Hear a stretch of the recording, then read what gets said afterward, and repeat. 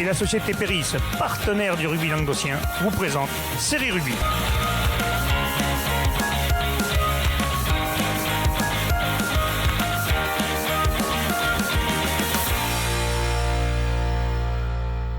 Bonjour mesdames, messieurs, bienvenue à Série Rugby, votre émission sur le rugby amateur, de la régionale à la fédérale. Avec mes sérieux chroniqueurs, salut Lolo. Salut Alain. En forme? Ça va. Bon week-end rugby. Il y a un canne, je dis pas. Salut, Bubu, j'avais plus de Doudou, Bruno, je sais plus comment je l'appelais, ça va? Bubu. Ça va et toi? C'est mieux Bubu. Ouais, c'est mieux. Ah, Doudou, c'est pas terrible. On va pas le dire. Bon, on va dire un petit mot sur nos amis de Cornellans, parce que la semaine dernière, on avait Doudou et on a oublié malheureusement et ça ne se fait pas. On présente nos condoléances bien sûr au club de Cornellans pour le père de Guillaume Benoît qui était décédé, qui a fait partie longtemps du comité du Languedoc, que tous les anciens ont connu parce qu'il a œuvré pour le rugby, lui aussi. Voilà. On peut parler maintenant des résultats qui ont eu lieu ce week-end. Alors, il y a les réserves de Régional 1, on va commencer par ça, et de Régional 2 qui avaient joué. Puis après, on passera par les Régional 3, on commence par les réserves. Murviel-Tézan a joué sa finale face à l'Ésat-sur-Lèze. Ça se joue au Sillon, apparemment, vous avez été très bien reçus. On y était très bien. Hein, Très victoire bien. de l'Ésat. Ouais. 25-18. 25-18. Ouais. Les Murviellois auraient pu faire quelque chose s'ils avaient grappillé quelques ballons sur leur propre lancer. Et il paraît qu'ils ont eu 0 touche. Ouais, ils en ont eu 2, je crois, sur tout le match. Et même, je ça crois, rampe de lancement. Après, par contre, il y a eu beaucoup de jeunes dans l'effectif, parce qu'on a discuté avec Kitou le dimanche, mais il y avait beaucoup il y de avait jeunes. 10 juniors qui montaient. Bon, après, ils avaient des vieux qui Il a peut-être faisaient... manqué de quelqu'un pour canaliser tout ça, non? Non, il y pas avait- forcément, Pas, je parle pas mais sur le terrain. il y avait en fait, ça a été un cumul en fait de Ouais, une accumulation de blessures, des tours précédents. Et même de sur... cartons. Et même un carton rouge, et même sur la finale, ils perdent assez rapidement leur seconde ligne Cassan. Après, ils Leur perdent centre Gauthier Martin, Clément Escande aussi qui a été virevoltant. Donc, compliqué quoi. Déjà que les gens n'avaient pas besoin. Voilà, les gens n'avaient pas besoin de tous ces petits coups de pouce. Puis ils avaient un C'est une équipe, supplément d'âme, Les alors, les autres champions. champion les AT avec 10 ans après. un beau paquet d'avant.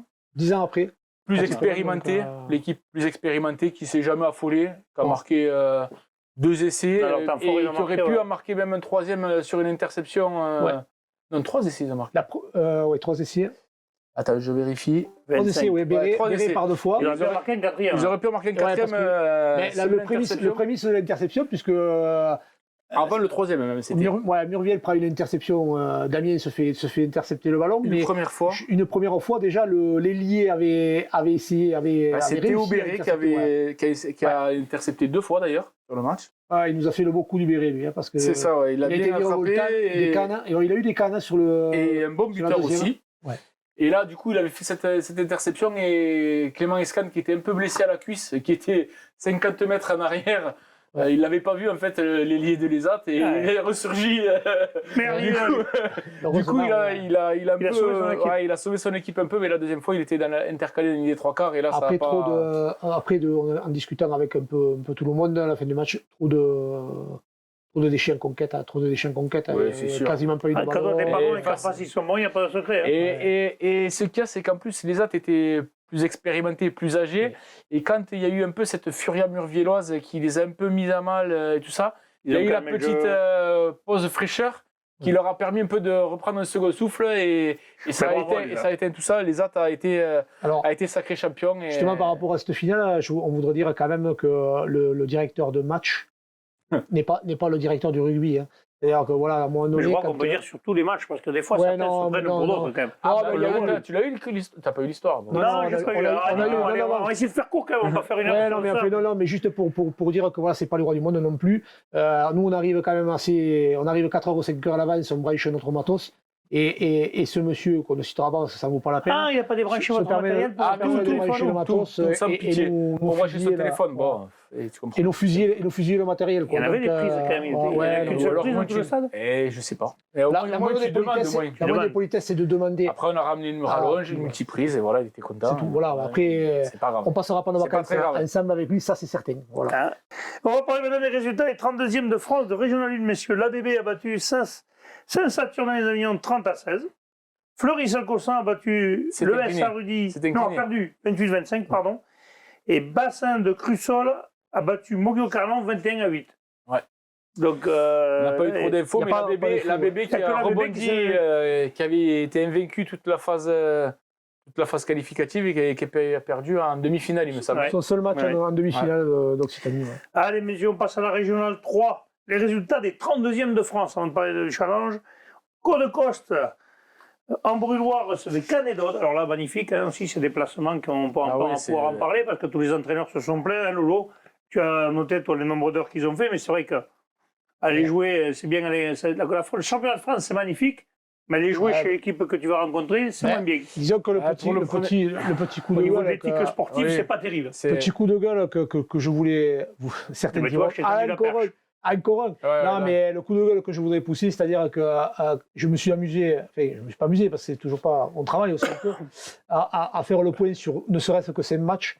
Et on s'est rendu compte que, par exemple, que le BCPO a eu 4. Je parle en aller-retour, a eu 4 heures de bus aller-retour pour aller à Bédaride. Et encore, c'est ceux qui s'en sortent le mieux parce que.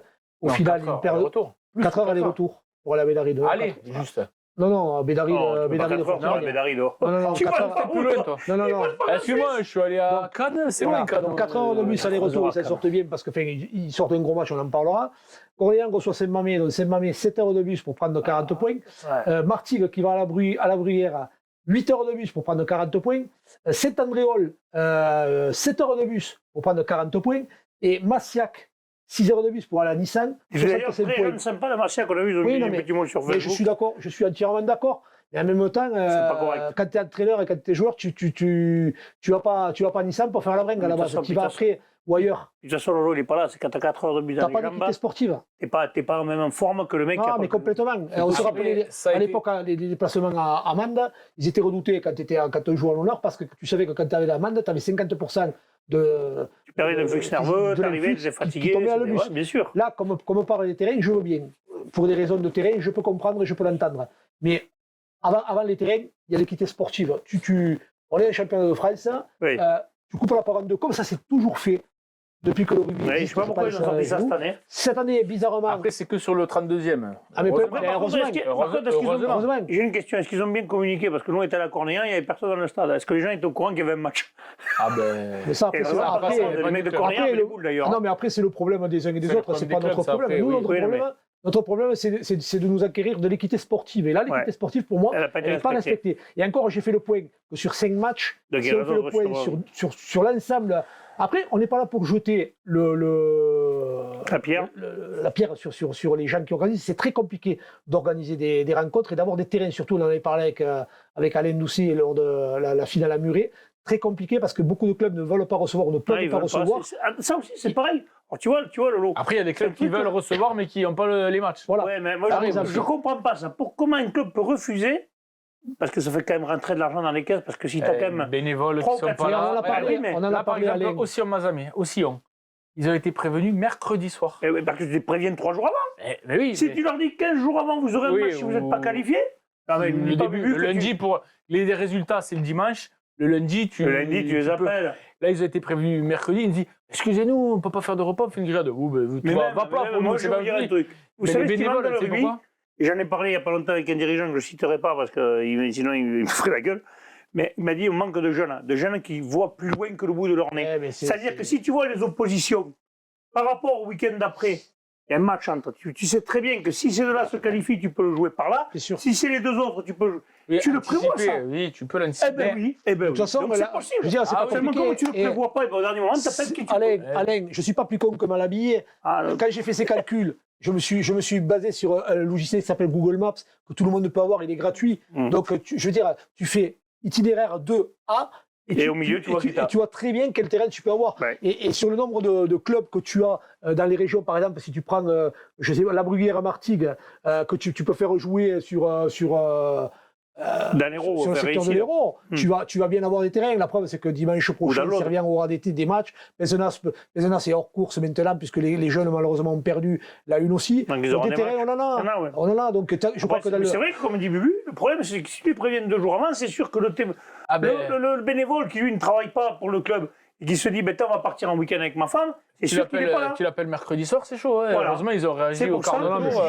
Il faut que ce soit préparé 2 semaines avant. Parce que 2 semaines avant, tu sais déjà les 4 équipes, Tu peux déjà faire un croisé, savoir qui va faire mais pour ça, il faut être nombreux. Il faut pas garder en fait l'unicité de la décision et des choix. Après, sur les 32e en terrain du mieux classé, ça a dû être décidé en début de saison. Et là, en début de saison, il n'y a personne qui pense déjà à ça. On n'a pas tiqué, mais si on avait du tout tiqué et dire maintenant c'est normal. Il y a d'autres solutions parce que oui, mais c'est pour donner aussi un avantage à l'équipe qui est. S'ils ont reçu, c'est parce qu'ils étaient. Non, mais tu peux. Attends, laisse-moi finir. Tu peux faire terrain neutre en donnant un avantage, par exemple, la Bruguière Martigues. Tu peux mettre, au lieu de faire 6 heures pour Martigues, tu fais à 2 heures de la Bruguière et à 4 heures de Martigues. Le championnat de France, Guillaume, a toujours, moi, ça fait 35 ans, 40 ans même. Le championnat de France a toujours été à l'extérieur. Terrain neutre en phase finale. Je suis d'accord avec toi. Je suis d'accord avec toi. Et c'est ce qui fait le championnat de France. Exactement. Les mecs se régalent de prendre le bus. Le France, c'est le bus. Demande à qui tout, il va pas jouer loin. C'est le bus, c'est pas le bus dans un seul sens. Voilà. Et quand tu reviens avec 60 points dans la musette, tu as pu te régaler de boire des bières, mais en fait, en même temps, quand tu es compétiteur, que tu es coach ou même joueur. Un mec que tu connais, un ancien serial chroniqueur, disait le rugby, c'est le bus. Oui, j'allais le dire. Donc on revient sur Canédaude. Canédaude a été faire le coup à l'extérieur. Apparemment, ils ont été extrêmement bien reçus. Ouais, à Côte de Costa. Brulois. C'est où ça, messieurs? Parce que moi, je sais pas. Ah, ça y est, je savais que tu allais me dire ça. Et en plus, je le savais, mais je n'ai pas cherché. Voilà, je me regarde. Mais j'ai pas eu le temps parce que. Non, mais c'est pas grave. Bon, c'est victoire de Canédaude. En tout cas, messieurs, c'est important de gagner. En tout cas, Canédaude qui se déplaçait donc chez certainement mieux classé, puisque Côte de Costa. Oui. Et à la mi-temps, Côte de Costa menait 13-6. Mais Canet qui n'aura jamais tremblé dans cette rencontre. Il joue à l'extérieur. Alors, je vais vous dire où ça se trouve. Ça se trouve, vous voulez savoir? En terre à Genèse. Ah, d'accord. C'est en train de le chercher. Dans le 47, effectivement. Ouais, ça faisait aussi un joli petit déplacement pour Canet, mais pas si nombreux que ça. Donc pas si les kilomètres, c'était pas si loin que fait. Il y avait quand même des bornes. Donc après leur élimination en 8e contre le Kercorbe, Canet se devait de redresser un peu la barre, ce qui a été fait. Apparemment, beaucoup de supporters sont déplacés en terre à Genèse. Ça prouve l'engouement qu'il y a, si certains en doutaient que il y a de l'engouement pour ce club. Canet qui a été patient, qui a mis en place son jeu, appliqué, patient. Ils ont envoyé du jeu contre le vent, ça n'a jamais rechigné, ça toujours. Et sur le temps fort des Lot-et-Garonnais, ils ont sorti la grosse défense qu'il fallait sur leur ligne. Et même vendanger une action d'essai quasiment en fin de match. Boteas qui se prend les pieds dans le tapis alors qu'il n'y a plus de défenseurs pour aller marquer et voilà, mais malgré ça Canet s'impose 23-11 avec 2 essais d'Avescat et Sandranier et 13 points de Castagnier qui a encore la mire bien réglée contre un essai de Balan et 6 points au pied de Roger pour Côte de Costa et Canet qui a gagné le droit de jouer contre la jeunesse sportive ibocéenne en 16e. On en parlera vendredi, c'est dans l'émission de vendredi. Prigontin recevait Villeneuve. Villeneuve, pareil, ils avaient fait une belle saison. Puis après, quand il y avait eu les. Ils n'étaient pas qualifiés pour les faillites. Ils avaient fait les phases finales, mais ils étaient vite sortis. Et là, du coup, ils se les gagné eux aussi à l'extérieur. À l'extérieur, ils menaient 11-10 à la mi-temps, après un essai de Koulibaly et des points au pied de leur buteur Pinot, contre 2 essais côté Rugby Club Prigontin. Après la mi-temps, c'est le buteur justement des locaux qui va redonner l'avantage. Et finalement, à l'heure de jeu, suite à un carton jaune pour les locaux, Mounier va inscrire un essai et Nicolas un second pour prendre l'avantage pour les Villeneuve-Lois. Et le RC Prigontin marquera un essai sur le gong et viendra échouer à un petit point, 23-24, Villeneuve qui poursuit son aventure. Kercorbe, Bastide Perra recevait Saint-Aubin, victoire 26-19, l'US Kercorbe, mais qui a été pénalisé, qui risque d'être pénalisé avec les cartons qu'ils ont pris ce week-end. Ouais, et à la mi-temps, 23-10 pour Kercorbe, donc sur la mi-temps, c'était plus calme. Le score a été, et sur la deuxième mi-temps, quand même, c'est Saint-Aubin qui l'emporte, qui remporte la seconde mi-temps. Oui, mais Kercorbe qui a joué à 14, puis à 13. Donc le match qui s'est terminé donc à 13 contre 14. Ouais, ça, c'est des rouges? Avec des rouges, ouais. Donc, avec pour le tour d'après, avec des chers. Pour le tour d'après, c'est pas... Ils arrivent à gagner à 13 contre 14, c'est pas mal quand même. Ouais, mais ils ont surtout fondé leur victoire sur une grosse défense devant une équipe, donc Saint-Aubin dans le Lot-et-Garonne, qui a cru jusqu'à la fin à sa victoire, parce que un match très engagé où on n'aura pas vu justement le jeu habituel du Kerkorb qui les entraîneurs d'ailleurs regrettaient un gros manque de discipline et d'ailleurs qui s'est vu par les sanctions les cartons. Discipline. Ils sont passés à côté, quoi. Les 2 cartons rouges, ça c'était vraiment la grosse haine de l'entraîneur qui sait qu'il va devoir se passer. Alors en fonction de ce que va mettre l'arbitre sur le rapport, ce sera 1, 2, voire 3 matchs. Donc, oui, ça peut coûter très très cher. Ça peut coûter, l'entraîneur, lui, de Saint-Aubin, regrettait que son équipe soit réveillée un peu tardivement parce que ils auraient pu faire quelque chose, quoi. Et justement, l'entraîneur de Saint-Aubin, justement, était un de ceux qui regrettait de ne pas pu jouer ce match sur terrain neutre. Voilà. Mais en tout cas, quand même belle performance de Saint-Aubin, parce que quand on connaît l'équipe du Kerkorb, 26-19 resté à portée de fusil d'un essai transformé jusqu'à la fin. Je ne dirais pas qu'ils ont fait trembler le Kerkorb parce que à 13 contre 14, quand même, arriver à garder le score, on connaît cette équipe, qui a des valeurs. Mais attention pour la suite. Attention de ne pas se faire surprendre. Surtout en perdant des joueurs comme ça à chaque tour. Vraiment la discipline. Ça risque d'être compliqué. Cornéan recevait Saint-Mamé Rugby. D'ailleurs, nous y étions avec Renaud. On a vu un très très beau match. Victoire 43-17. Là, Cornéan a dominé son sujet. Des essais en première main. On a vu du beau rugby. Ouais, Cornéan. L'équipe de Saint-Mamé avec des anciens joueurs d'Aurillac, quand même, il faut le signaler. Quand même, ils avaient un numéro 1 et un numéro 5 qui ont été, franchement, heureusement qu'ils les ont, parce que je crois que l'addition aurait pu être plus lourde. Ouais, vraiment 2 très beaux joueurs. Pas mal, là, 43-17. Oui, non, mais ils ont plus que chèrement vendu leur peau, crois-moi, parce que sur le terrain, le score, ce qu'il y a, c'est que Cornéan, à chaque fois qu'ils sont rentrés, ils ont marqué. Et ce qui a fait que Cornéan a été... Un champion de France, c'est pas mal. C'est important. Doudou était content, même Steve Ballester était très content. D'ailleurs, on va avoir l'interview justement à mon micro de Steve et de Doudou, ainsi que du capitaine. Bonjour mesdames, messieurs, nous sommes au stade de Cornéan. Nous avons la victoire de Cornéan sur l'équipe de Saint-Mamé sur le score de 41-17. Avec moi, le capitaine Benjamin, les entraîneurs Steve et Jean-Michel et Thierry. On va commencer par le capitaine. Benjamin, je suppose un match abouti parce que gagner 41 points à 17 en premier tour de France, ça fait plaisir. Ouais, toujours, surtout qu'on a eu un moment de flottement où c'est qu'on perd contre Kerkorb et ça fait quelques temps qu'on ne s'est pas entraîné. On était vraiment déçus parce qu'on fait un match complet, on sort la tête haute, mais on était tombé face à une grosse équipe où c'est qu'on perd et bon voilà, c'est comme ça. C'est les joies et les malheurs du rugby, donc voilà, on a eu ce moment de flottement où c'est qu'on ne s'est pas trop entraîné, où c'est que voilà. Et on devait se retrouver sur les fondamentaux, on va dire, et je pense qu'aujourd'hui on a fait un match complet. Le water break fait du bien. Pour moi le premier, mais voilà, une grosse chaleur, les premières grosses chaleurs en plus, mais voilà, on s'est retrouvés aujourd'hui. Cornéan, on est tout le temps attendu devant et je pense que derrière aujourd'hui ils ont fait le job, donc voilà, vraiment satisfait et on prend les matchs les uns après les autres et on verra ce qu'il en est. Ouais. Une première mi-temps aboutie, surtout la mi-temps il y a déjà 4 essais. Ouais. Je pense que là vous avez un peu tué le match comme on dit, parce que quand tu prends 4 essais en une mi-temps, c'est compliqué après de revenir pour eux et on a senti qu'ils n'y arrivaient pas, quoi. Ouais, bien sûr, on avait à cœur de faire un gros match pour toute une raison qu'on s'était dit juste avant par rapport à Guillaume, au président. Et voilà, l'entame, on sait très bien qu'à ce niveau, c'est primordial. On a fait 15 premières minutes abouties et voilà, à la fin, ça paye. On est vraiment content. Ouais. Bon, Steve, un entraîneur des 3 quarts, je suis un petit peu content parce que c'est les gros qui font le boulot, mais c'est ces 3 quarts qui font le score, on dit en principe. Et on a vu tout le monde a participé à la fête. Elle a été belle, la fête, aujourd'hui. Aujourd'hui, c'était vraiment plaisant de voir le jeu complet qu'on a pu faire. Ça faisait quelques temps qu'on jouait bien devant et derrière on n'avait pas trop de ballons, donc on ne pouvait pas s'exprimer comme on voulait. Aujourd'hui, on l'a vraiment fait de belle manière pour moi.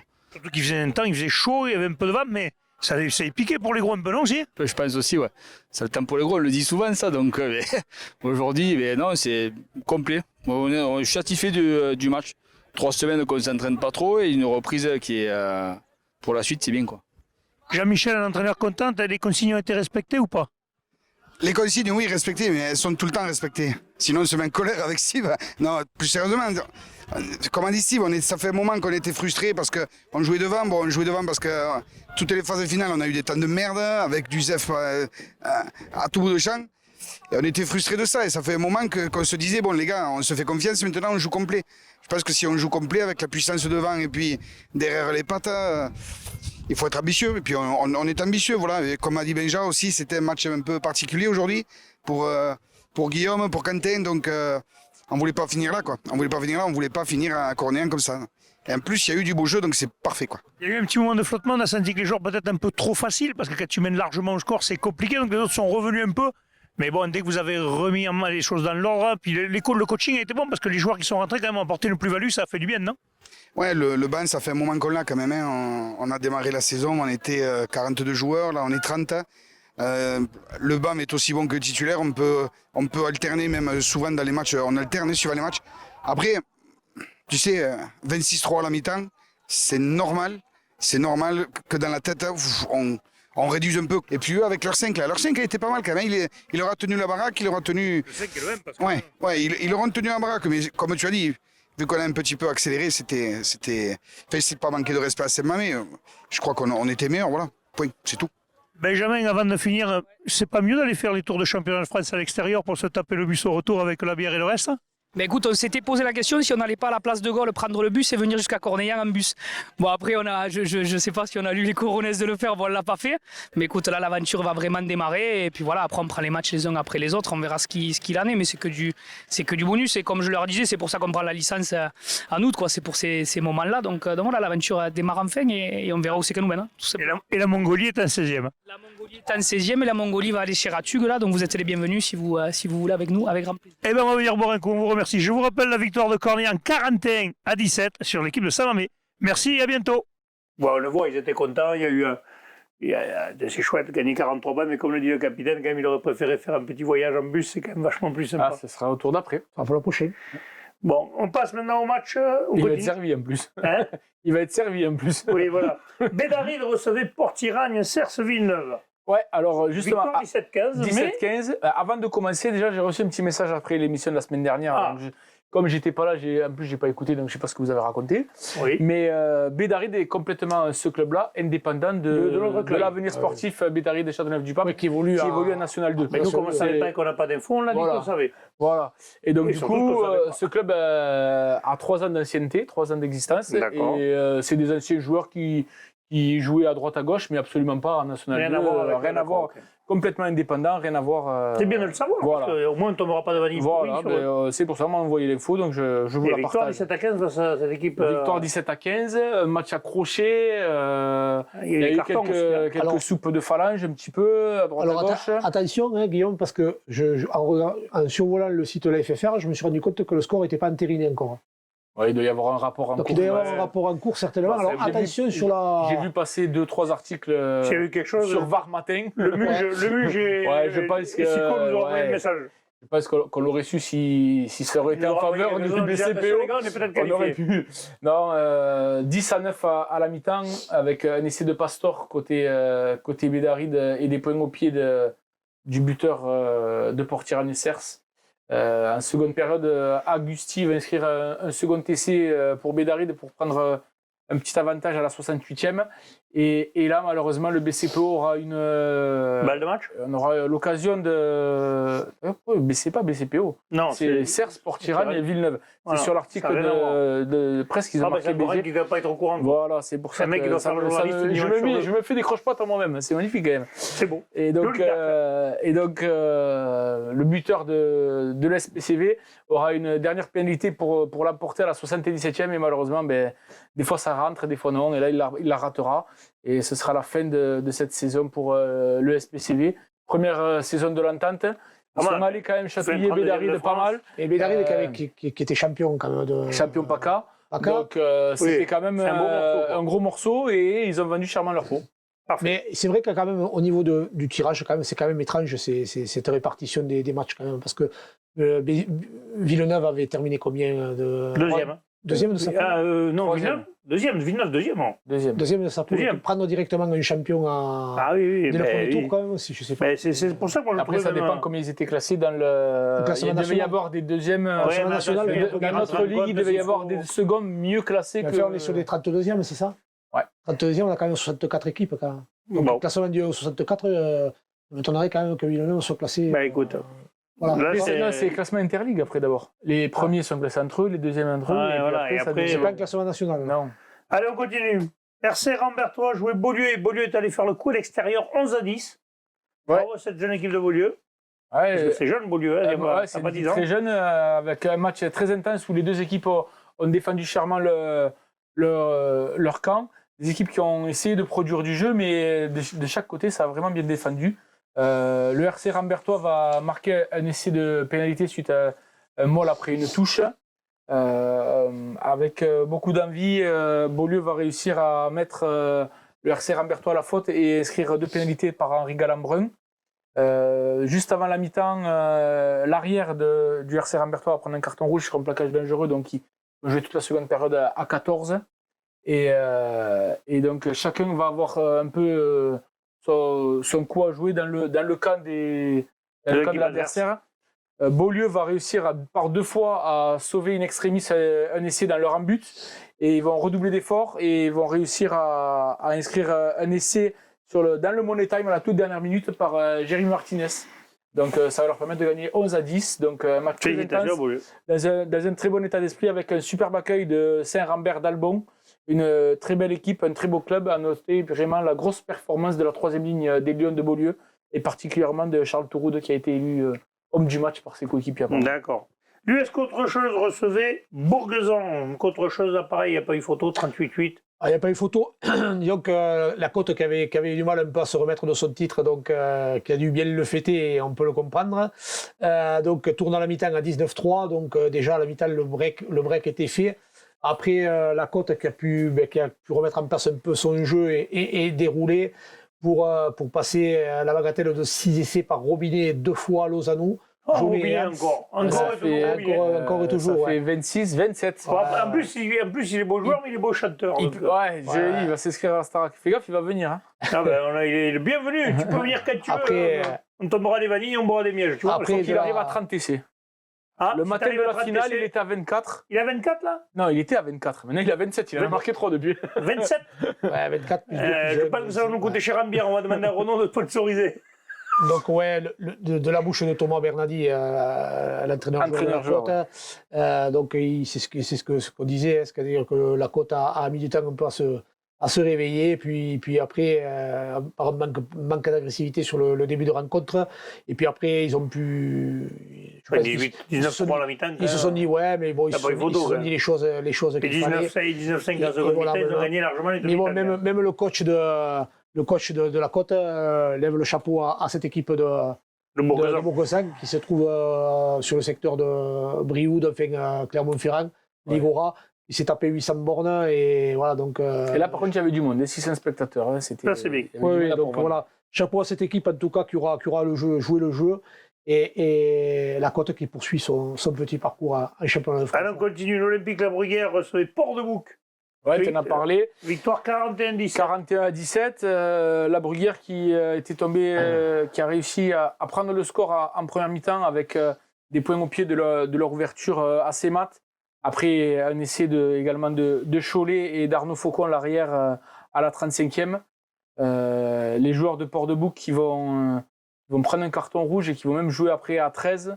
Ça va permettre à la Bruguière de développer son jeu, de trouver plus d'espace et de faire gonfler le score. Ils finiront par s'imposer donc 41-17 et auront inscrit 6 essais. Parfait, on passe maintenant au 32e de challenge. Attends 2 secondes, j'avais encore un match que je ne t'avais pas dit. C'est Puy-Lorrains qui s'est imposé 31-13. On m'envoie le résumé, donc je n'allais pas faire un point pour ça. 31-13 face à Buzy au jeu. Buzy au jeu, c'est dans le Béarn au-dessus de Pau. Première mi-temps assez accroché. Il y a des noms que ça parle quand même, quand tu connais un peu. Au jeu, oui, c'est l'eau. Oui, c'est dans le Tarn. Dans le Béarn, pardon. Le Béarn. C'est Puy-Lorrains qui est dans le Tarn. Le Tarn, c'est Puy-Lorrains. Ça n'aurait pas été loin le déplacement. Et donc Puy-Lorrains qui menait 14-13 juste à la mi-temps. Et en seconde période, ils vont inscrire des essais de plus, notamment par le numéro 5 Escande, le pilier Boll et l'ailier Puginier. Tous les clubs, là. Voilà. Ils vont mener 30, ils vont l'emporter 31-13 et on va souhaiter un bon rétablissement au numéro 19 de Buzy au jeu qui a pris un petit KO. Donc en espérant que ça aille mieux. Voilà. Allez, parfait, on passe au 32e de challenge de France. Le premier match. Aiguière 15 recevait Bonpass, victoire de Aiguière 15, 22-15. On a les infos? Oui, on a des infos.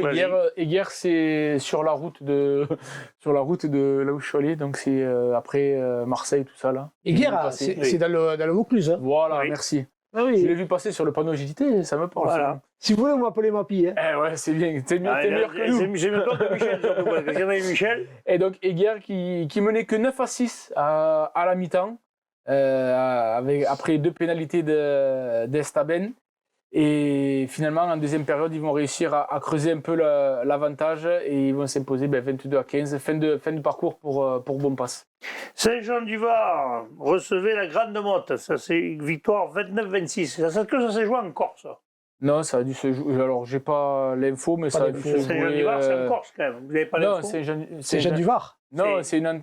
Non, Saint-Jean-du-Var, Corse, il y a marqué. Donc, oui, mais ça doit être une entente, mais je ne crois pas que. Je pense pas. Ça doit être vers Toulon, je pense. La Grande Motte, en tout cas, les Sharks. Attends, bouge pas, je vais te le dire de suite. Ouais, ça y est, maintenant, on va perdre 3 secondes 30. 3 secondes, regarde. Allez, vas-y, dépêche-toi. Tu me fais toujours des pièges, toi aussi. Mais oui, je me regarde. Oui, mesdames, messieurs, c'est pas rigolo. Tu me fais des pièges, alors t'attends. Allez, vas-y, on fait durer l'émission, on parle pour rien dire. Et Saint-Jean-du-Var se trouve où? Complexe sportif et où Lagrange. Attends 2 secondes, ça change. Attention, tac, tac, tac, roulement de tambour. Toulon. Voilà. De le Var, oui. C'est j'avais raison. Après, Saint-Jean-du-Var, ça ressemble. Mais pourquoi il y a écrit Corse 83? Parce que peut-être qu'il y a des Corses à Toulon et ils ont fait un club. C'est bizarre, la semaine dernière, on nous a dit que c'était un club corse. Maintenant, on dit que c'est un club de Toulon. Moi, ça ne me dérange pas. Je mets juste ceux qui nous envoient les infos. 83, en même temps. 83, c'est le Var. C'est une certitude. Je n'ai pas besoin d'avoir été longtemps à l'école pour savoir que c'est le Var. Pour en revenir à nos moutons, 2 essais transformés de chaque côté. Vacher et Bonastre pour les Sharks en première période, contre un de Beauchart pour l'entente du Var-Corse, justement. Et finalement, en deuxième période, ils sont menés 17-16 pour les Sharks. Et en seconde période, Chauveau va redonner l'avantage à l'entente du Var. Et c'est finalement Marmat, le buteur de l'entente du Var, qui va gagner son duel face à Baron, parce qu'il y a eu une pénalité de plus. 5 pour Saint-Jean-du-Var et 4 pour la Grande Motte, défaite 29-26. Parfait. Nice en Colombie recevait le RC Marciac. Dans le Cantal. Dans le Cantal. Ah putain, alors il voulait. Je sais pas ce que vous avez dit la semaine dernière, mais moi je savais où c'était parce qu'il nous avait envoyé une vidéo à Noël où il jouait de l'accordéon devant le panneau. Donc, mais en fait, c'est quelqu'un de Nice qui t'explique où ça se trouve. Marciac, c'est bon. Je savais, moi, c'était. Oui, mais bon, j'avais parlé de Moissac, mais tu ne peux pas comprendre parce que nous, on est allé jouer à Moissac. Donc, on savait très bien que ce n'était pas Moissac, c'était Marciac. Bien sûr, Moissac, c'est voilà, après, le problème, que ce soit dans le Cantal ou que ce soit dans le. Ils ont pris 65. Marciac, malheureusement, il va partir avec 65 points dans la musette. Voilà, donc c'est vrai quand même qu'il y avait des organismes morflés dimanche parce qu'il faisait quand même particulièrement chaud. À la différence du Vaucluse où je me trouvais, où il faisait un temps quand même un peu frisquet. Et des visiteurs en plus qui manquaient de rythme, ils étaient restés 3 semaines sans jouer. Plus, je l'ai dit tout à l'heure, le voyage en bus. Donc, le tout accumulé, ça a fait que voilà. Tout pour faire un super match. Voilà, donc, celui qui a gagné le challenge a gagné son match à domicile avec la manière. Bilan, victoire sans contestation possible de Nissan Colombier, qui continue après son titre un challenge de France, enfin un challenge d'Occitanie, et qui fait son petit bout de chemin avec encore. N'oublions pas que c'est l'année de la renaissance quand même. Ouais, du club. Bon, on va pas faire 3 heures sur ça, les gars. Voilà, mais bon, belle victoire de Nissan Colombier qui poursuit son parcours. La suite au prochain numéro. On passe verser au Salagou Cœur d'Héros qui recevait Ouelpeir. Ah ouf. Ah, c'est pas Ouelpeir. Exactement. C'est compliqué, les gars. Je ne veux pas toujours écorcher le nom, mais je peux que je me trompe. 79-10. Ouais, il y avait déjà 36-0 à la mi-temps, après avec 6 essais de Idrissi Hortz, et il y avait même eu un quadruplé du numéro 8, Samuel Cotier. Ils vont réinscrire 7 essais de plus en seconde période, notamment un doublé pour Hortz. Mais heureusement, le centre Pascal Ouelpeir va sauver l'honneur juste avant la fin du match. Belle victoire, 79-10 pour Salagou. Allez, parfait. L'entente du Haut-Val-Espire recevait Vaison-la-Romaine. Victoire d'entente du Haut-Val-Espire, 27-10. Le score était fait à la mi-temps, déjà 20-3 pour le Haut-Val-Espire, devant 400 spectateurs qui s'étaient rassemblés au stade.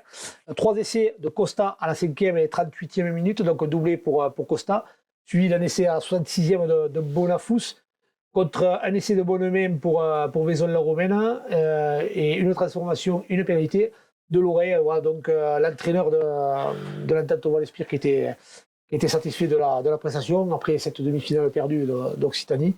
Donc là, ils ont. Ils sont tombés sur une grosse équipe de Vaison-la-Romaine avec un gros 8 de devant, des 3 quarts costauds. Ouais, mais ils ont vraiment bien défendu, des 3 quarts virevoltants. avec une charnière qui a bien distribué. Ouais, toujours avec cette chaleur-là, les packs ont un petit peu morflé. Ils ont les camps pour ouvrir plus vite. Donc les équipes courageuses. Et le dernier match du challenge, messieurs, Valoir-Golor recevait Metz. Et Metz est allé faire la piraterie mésoise et de retour est allé faire une victoire à l'extérieur 21-20. 21-20, un petit point, c'est magnifique. On n'a pas eu beaucoup d'infos, donc je ne saurais pas trop vous dire le déroulé du match. On a eu un petit retour du coach qui disait qu'ils avaient fait une grosse partie où ils ont notamment bien joué au pied et avec une bonne conquête, beaucoup de combats et derrière ça a bien tenu. Donc il y avait pas mal de monde au stade, une belle équipe de Valoir-Golor. Et finalement, c'est la piraterie qui poursuit l'aventure. Et je pense que Valoir aussi, ça doit être vers le. Ah, ça y est. Allez, lui aussi, il va s'y mettre. Valoir, c'est pas vers Gap et tout ça là-bas. Attends, un bon déplacement pour les maritimes. À 1h15 pour chercher les clubs où vous jouez. Non, mais c'est important parce qu'après, on nous dit qu'on ne connaît pas les clubs. Bon, là, on est sur la France. Donc, sur la France, on est moins emmerdés. Les mecs nous font moins de réflexion. C'est les mecs de l'Occitanie qui nous cassent les bonbons parce qu'on dit ça, c'est où? C'est dans le 26, apparemment. La Drôme. Dans le 26, le Drôme. La Drôme, d'accord. Ah, ça doit être limite. Donc, c'est pas à côté. Non, mais c'est bien.